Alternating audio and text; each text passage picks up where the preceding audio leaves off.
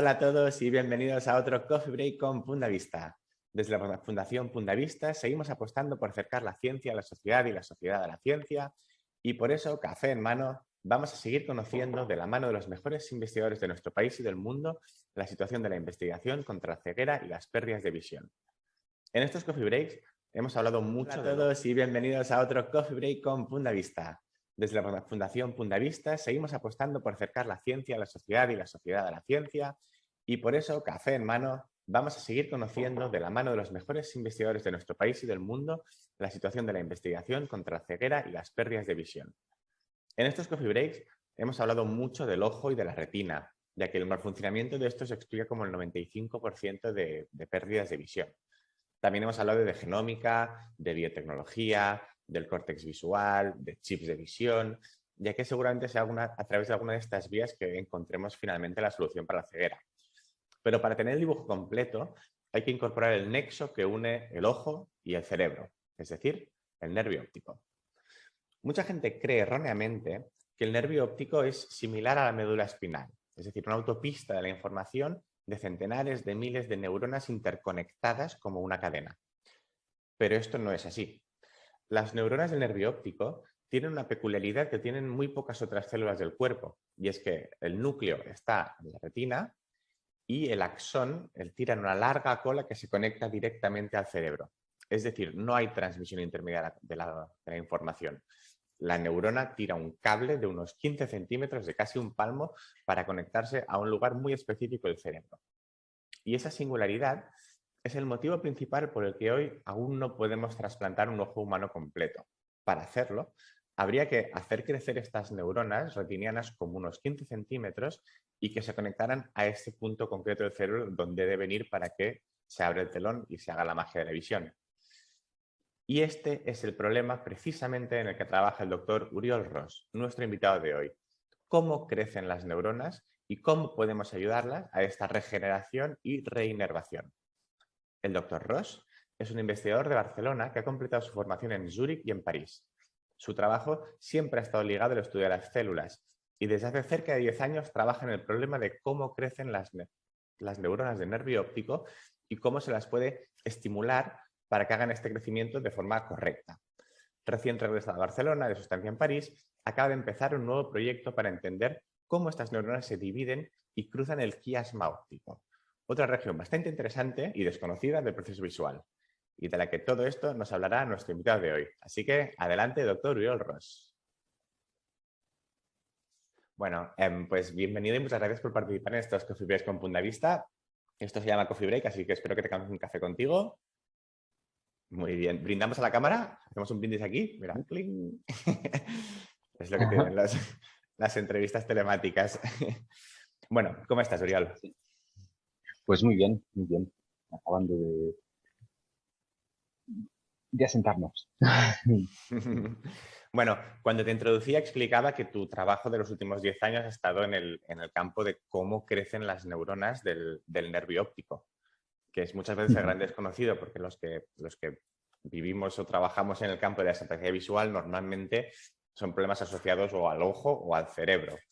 Y el nervio óptico es como el gran nexo que explica cómo se transmite esa información y cómo funciona.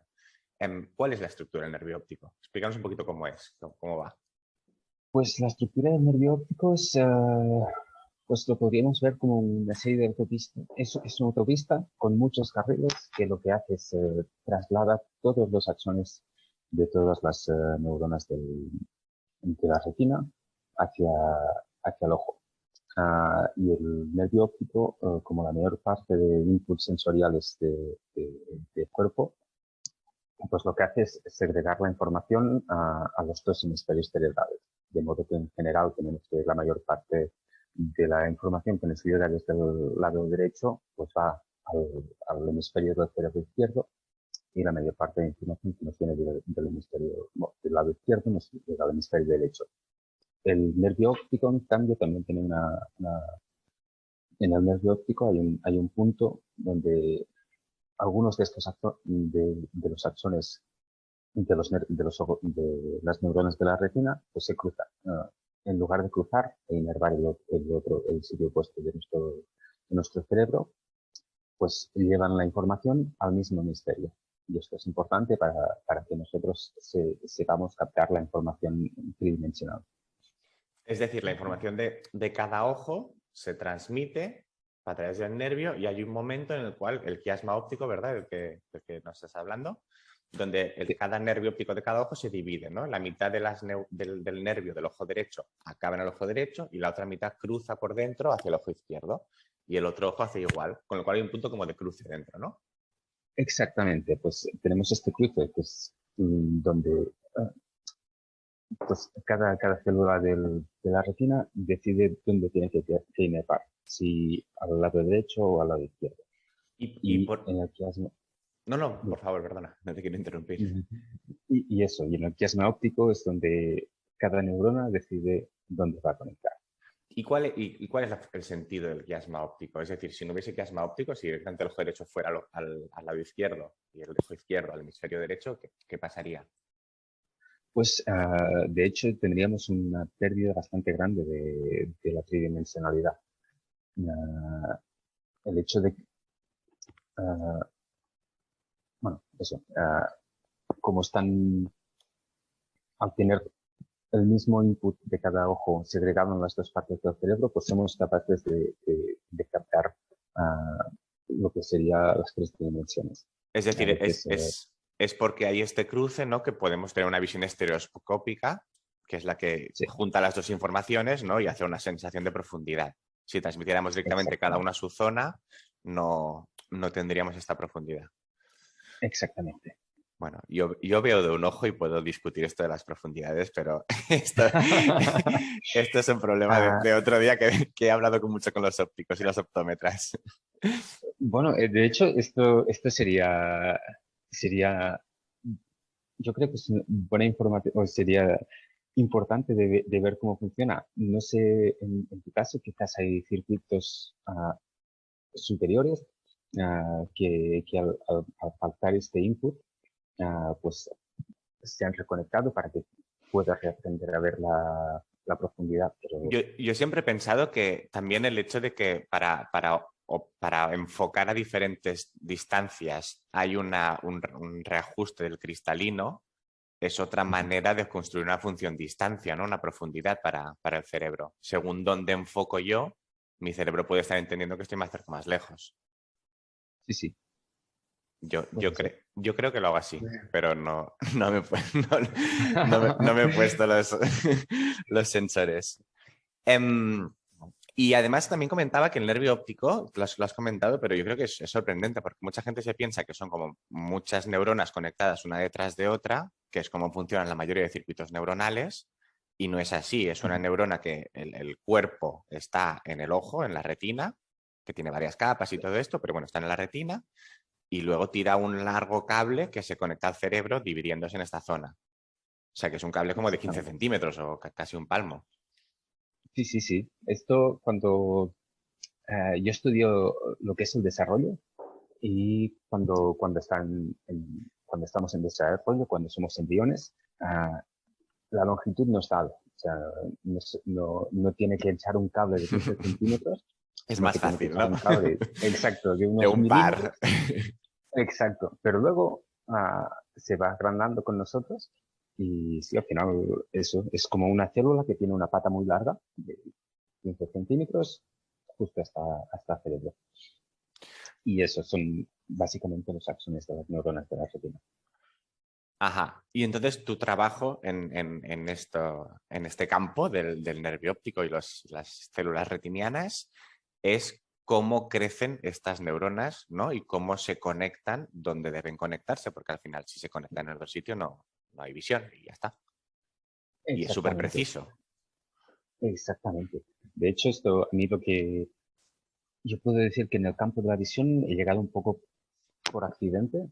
A mí lo que más me fascina es que el hecho de que se conecten una neurona al sitio donde corresponde y no a otro es importante para todo el cerebro. Todo el cerebro está conectado de una manera muy, muy precisa, que tiene cierta plasticidad, pero más o menos todos van donde tienen que ir y no se desvían mucho. Y el hecho de que las células de la retina tengan este axón tan largo, pues, y que tengan un punto de decisión tan importante como es el plasma óptico, pues esto tiene hecho de derivar justo hasta la visión. O sea, a mí me interesa ver cómo crecen y por qué no se equivocan en general. Y de hecho, la visión, o sea, la relación entre la retina y el córtex visual es biunívoca. Quiero decir que un píxel en la retina acaba siendo un píxel en el cerebro, ¿no? Al final, si no hay intercambio de información, es uno a uno. Entra por aquí, sale por allá y va directamente a un sitio que. O sea, que no es una zona Sí, concreta donde tiene que conectarse, es una célula concreta la que tiene que encontrar para crear la visión en cierta zona. sí, sí, sí, sí, sí. Eso está determinado por... Tenemos una especie de mapa en la retina, que es un mapa bidimensional, donde tenemos como una pantallita, Ujú. donde cada célula representa un píxel, y en el cerebro tenemos una estructura donde realmente pues tenemos también, eh, tiene también una forma como de bidimensional, tiene una especie de mapa y se unen uno a uno, pues Ajá. justo donde corresponde, y respetando este mapa. Vale, y entonces tú estudias cómo crecen las células de la retina para conectarse a estos sitios específicos y no conectarse a otros sitios que no deben conectarse, quiero decir que como las dos Ujú. partes, ¿no? Donde sí y donde no, en la fase embrionaria. Sí, sí, sí, sí, sí.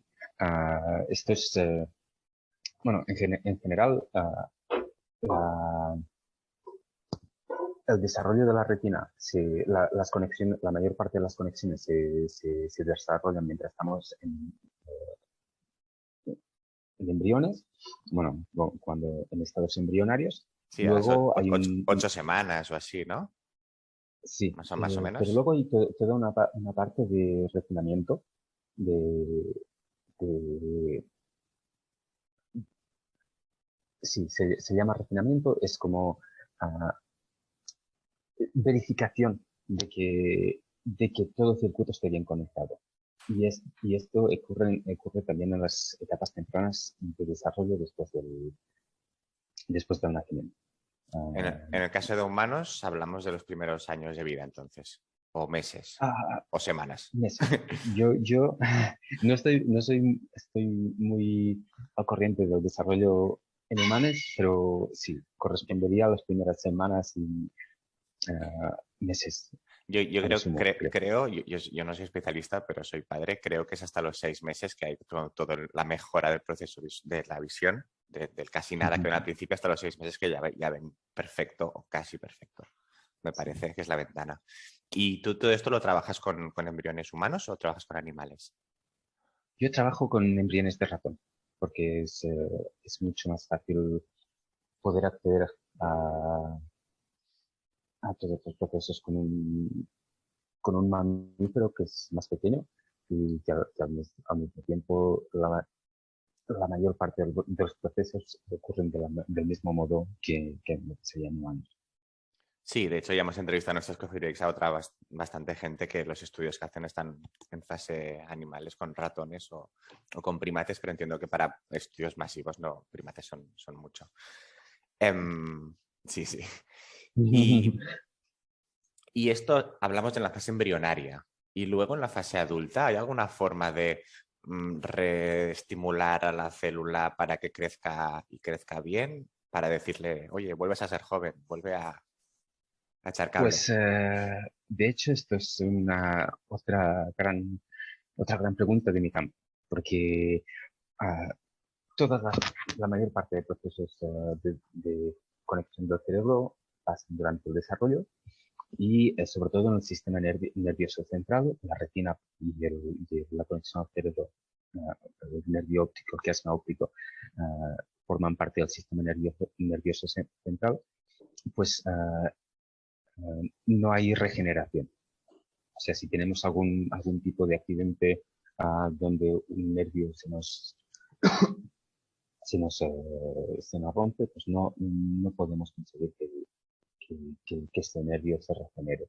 Hay toda una reacción inflamatoria podríamos llamarlo así, que impide que los axones que todavía sobreviven, que salen de las neuronas, que en principio no se han visto afectadas por este tipo de accidente, después no puedan avanzar y no puedan encontrar dónde conectarse. Ajá, claro, y esto sí es el problema de las lesiones medulares, ¿no? Ahora, trascendiendo la visión, pero en las lesiones medulares hablamos de esto, lesiones muy pequeñas, que realmente a nivel los mides en centímetros y es poquísimo, pero eso no se recupera y no puedes volver a caminar porque no... Exactamente. Pues con la visión pasa lo mismo. Y no solo son problemas podríamos pensar que problemas en el nervio óptico son un poco más difíciles o accidentes un poco más difíciles de que ocurran en el nervio óptico, pero también hay otras enfermedades, como sería el glaucoma, donde las neuronas que conectan al cerebro pues van degenerando y el gran problema sería que después, si pensáramos en trasplantar un ojo o unas células que sean funcionales, pues después hay problemas para que vuelvan a conectarse a nivel de beta y que vuelvan a crecer en el nervio óptico después del desarrollo. Sí, es que has tocado el tema del trasplante de ojo, que es una cosa que siempre la gente pregunta mucho, porque al final hace muchos años que trasplantamos casi todas las partes del cuerpo. Recientemente hasta se trasplantan manos y las manos vuelven a funcionar, no muy bien, pero Sí, vuelven a funcionar. Y la gente se sorprende, ¿no?, de que no puedas trasplantar un ojo, que al final es una cosa como muy pequeña, muy localizada. Y el problema es precisamente este en el que tú estás señalando, en el que trabajas, ¿no? Como aunque yo te pudiera pues tener un ojo y que ese ojo funcione y esté vivo y conectarlo al sistema sanguíneo y todo bien, luego eso tenemos que tirar el cable, tenemos que conectarlo donde toca. ¿Cuáles son un exactamente. poco la situación sé que trasciende tu campo, pero de la investigación en ese sentido? ¿Cuál es la sensación de los investigadores respecto a la dificultad de este problema? Pues la dificultad de este problema es, hay avances prometedores. No sé, hace poco salieron las noticias que mediante utilización de un tipo de gel que permite el crecimiento de neuronas, se había conseguido regenerar la médula en ratas para que vuelvan a andar en la médula espinal. Ah, en el campo de la visión, pues se está hablando bastante de pensar a trasplantar, quizás no ojos enteros, pero sí células correspondientes a las células que están dañadas, porque en diferentes tipos de enfermedades, pues ahí o los receptores o las células Sí. ganglionarias que se dañan, pues al trasplantar una malla de estas células y pensar en que puedan regenerarse. Todo lo que sería la parte del trasplante y la diferenciación de células específicas de la retina, pues eso está bastante avanzado. Hay bastantes protocolos que, que, que, que permite generar células nuevas, incluso a partir de células del paciente que son funcionales, que están curadas y que podrían regenerar la retina. El problema sigue siendo el hecho de que una vez está dentro del ojo, el axón tiene que llegar hasta donde tiene que llegar sin equivocarse durante el camino. Y eso está un poquitín más verde. Estamos buscando cuál es el método más adecuado para permitir que las células pues, puedan crecer, hacer crecer el axón en el nervio. ¿Y cuál es para ti el mayor avance que ha habido en los últimos, no sé, 5 años? ¿Y por dónde crees que eran los tiros del siguiente gran paso? Pues yo creo que el gran avance es un cúmulo de muchos avances. Es el hecho de que a partir de un paciente, a partir de ti, podemos generar células que se diferenciarán a diferentes tipos de células de la retina que podríamos decir, que tienen tus características, con lo cual no te generarán una respuesta inmune. Esto es importante porque hay muchos trasplantes que al cabo de un tiempo pues dejan de ser funcionales El porque tú mismo rechazo, estás sí. exactamente. Pues el hecho de que podamos generar la célula que a ti que tú necesitas o que para ti está dañada con tus características para que tú no la rechaces y que sea funcional, que haya perdido este problema que tú tenías, um, pues esto es importante. Luego la terapia génica, que es lo que nos permite justamente modificar las células para que si tienes un problema, un problema de visión, te lo curemos a nivel de las mismas células. O sea, es una parte, es como una célula mezclada de ti mismo que ponemos en tu retina. Y luego, pues, para mí, en mi caso, el mayor avance que hay, pues, son técnicas de imagen. Yo lo que intento estudiar es como el axón de la neurona que está creciendo en un momento determinado decide de girar a un lado o de no girar al otro.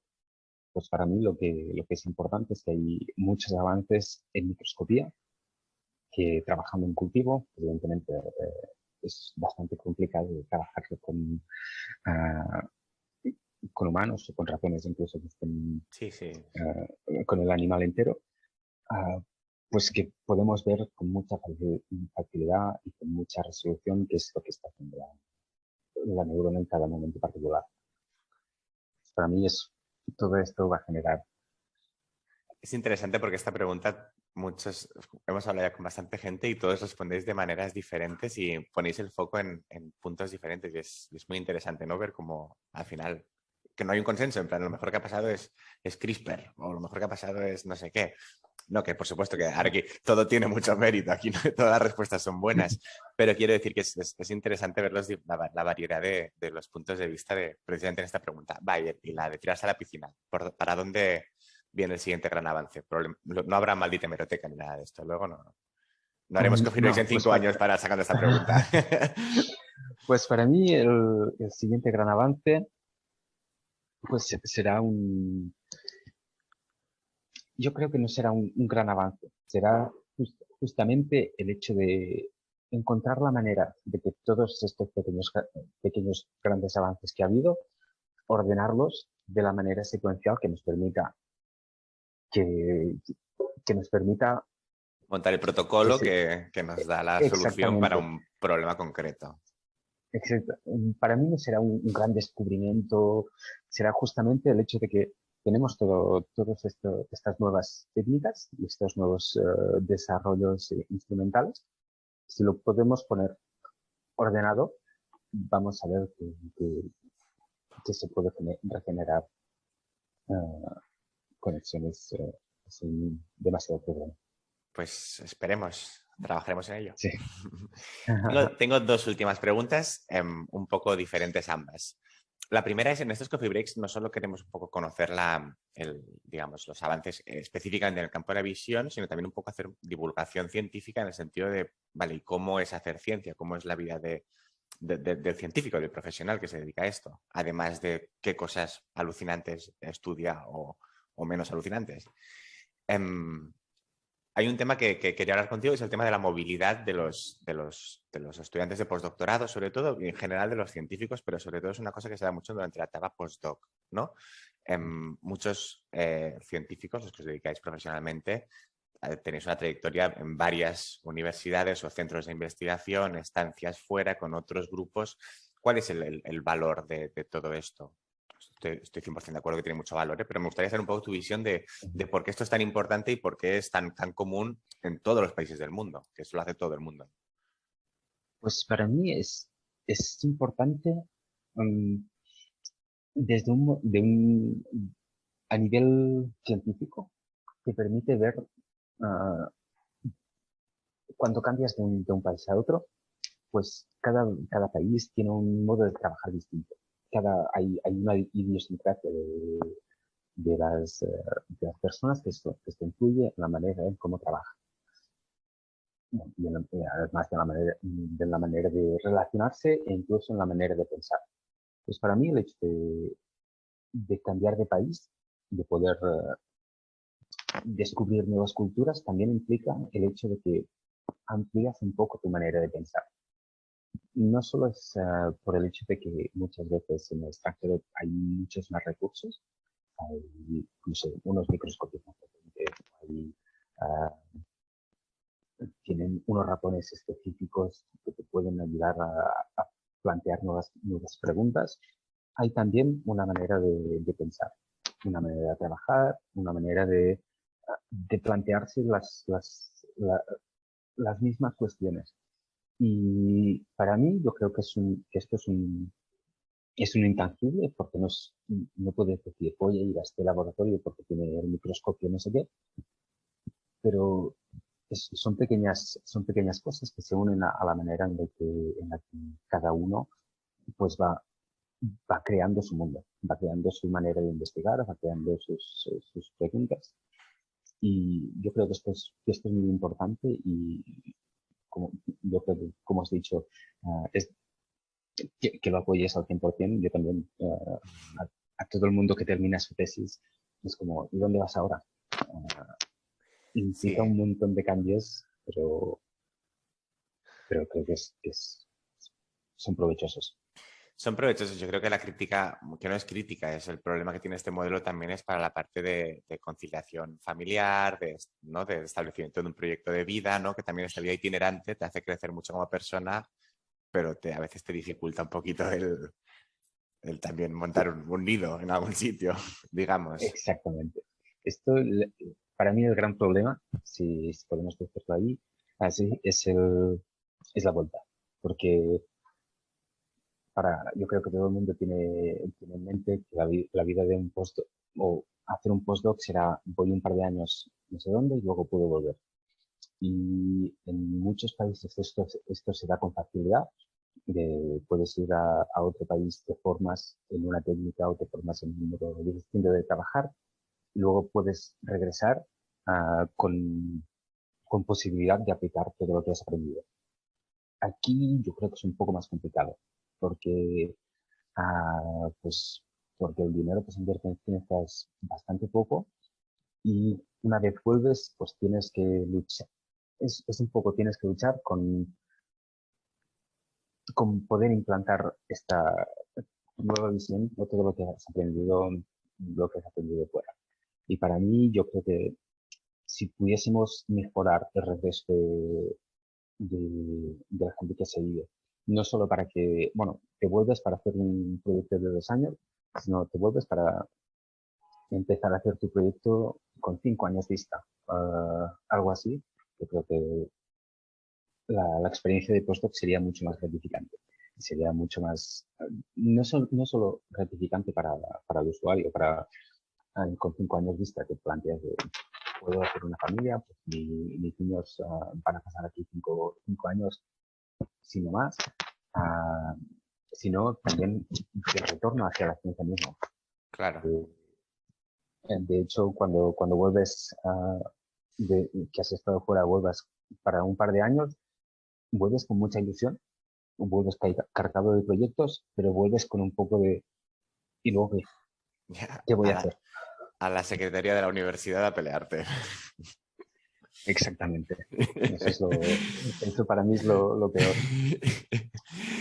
Tengo una última pregunta, que la hacemos a todo el mundo. Y también nos da respuestas súper diversas, así que será muy interesante saber la tuya. Y es cómo os podemos ayudar. Quiero decir, nosotros creemos desde nuestra fundación y estos coffee breaks que hacemos pues también son una forma de contribuir a ello, que la ciencia es cosa de todos, que al final los avances que se hacen son avances que nos repercuten a todos y por eso no debe dejarse a los científicos en su torre de marfil, digamos como no sentirse interpelado y no implicarse precisamente en este avance. Entonces, ¿cómo podemos ayudar las personas y las entidades que queremos apostar por fomentar la investigación, tanto a ti personalmente como, digamos, a la ciencia en general o a alguien que está oyendo que quiera colaborar contigo? Pues a mí me gusta decir que un científico no es más que una persona del montón, que tú y yo o cualquier otro, que, que es, bueno, que está muy interesado por un tema. O sea, de hecho, creo que esta iniciativa de los coffee breaks está muy bien para, para nosotros, los científicos. intentar explicar qué es lo que hacemos de un modo que se entienda, pero con palabras llanas, ah, pero también es un modo para que la gente que no está en ciencia pues vea que lo que hacemos nosotros no es tan complicado. Es más que nada una especialización, como hay otras grandes especializaciones pues distintas. Y pues eso, el hecho de que nosotros nos podamos explicar y, y el público nos entienda, pues ya es un gran avance. Todo, nada genera interés si no se conoce. Y si nosotros, los científicos, estamos en una torre de cristal donde la gente nos mira y dice, es un científico, no sé lo que hace. Pues entonces para mí yo creo que eso es un gran bloqueo a nuestra relación. Y la otra para mí sería, una vez se conoce, pues se puede presionar a los políticos para que nos ayuden. O sea, el problema grande de la ciencia, sobre todo de la ciencia en España, es un problema de recursos. Y yo creo que también de recursos mal invertidos, que tenemos, en la ciencia se destina una cantidad importante de dinero Pero que no sería en ciencia militar la mayoría. en ciencia militar la mayoría, pero también el problema es que como no hay un retorno de la ciencia a la sociedad, pues la gente no hay una especie de fiscalización de qué es lo que se hace con el dinero. Y pues si el hecho de que la gente para mí esté informada de qué es lo que hacemos puede ayudar a que se presionen a los centros de poder para que se invierta más en ciencia y para que luego la gente conozca más qué es lo que se ha hecho con el dinero que se ha invertido en ciencia. Porque no es suficiente el dinero que se invierte en ciencia, no es suficiente. Y como dices, la mayor parte es investigación militar, pero se invierte un dinero y si se pudiera explicar y la gente supiera que el dinero se destinaría a eso y qué son los avances que hemos tenido en ese dinero, creo que serían bastante importantes. Muy bien, Uriol. Pues muchísimas gracias por compartir este rato con nosotros. Yo ya me he acabado mi café ya. Yo todavía me queda un poco. Pero... Es que tú has hablado mucho más que yo, que de eso se trata. Me ha sido un placer compartir este coffee break contigo. Decirte que hacía meses que no hacíamos ninguno, con lo cual es bonito reempezar y hacerlo contigo. Creo que ha sido muy interesante. Sabes que puedes colaborar con la Fundación Punto de Vista y nosotros te ayudaremos en lo que podamos. Nosotros, como has dicho, precisamente nuestro objetivo es el que has dicho, intentar hacer como este nexo, acercar esta ciencia a la sociedad y sociedad a la ciencia. Así que nada, muchas gracias y la próxima en persona. Vale, perfecto. Adeu. Adiós. Adiós.